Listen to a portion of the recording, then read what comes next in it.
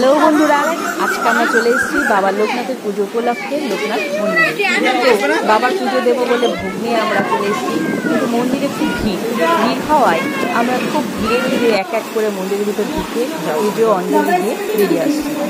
এই মন্দিরটা রয়েছে রাজবাড়ির ঠিক পাশে।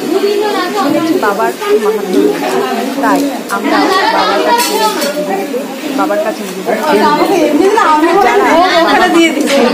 তারাও কমেন্ট করে আমাকে জানাবে, তারাও আশীর্বাদ পেয়েছে। তো আমি বাবাকে পুজো দিলাম, নিজের মনের প্রার্থনা জানিয়ে এখন ধীরে ধীরে বেরিয়ে যাবো। এই বাবার অনেক কথা আমি শুনেছি, বাবার কাছে যে যা যায় তাই নাকি, তাই আমরাও আজ চলে এসেছি বাবাকে পুজো দিতে। দেখছি অনেক মানুষ, প্রচুর মানুষের ভিড় গম গম করছে। আমরাও এই ভিড়ের মাঝখানে ধীরে ধীরে পুজো দিয়ে বেরিয়ে আসছি। আমার ভিডিওটা ভালো লাগলে কমেন্ট করবেন।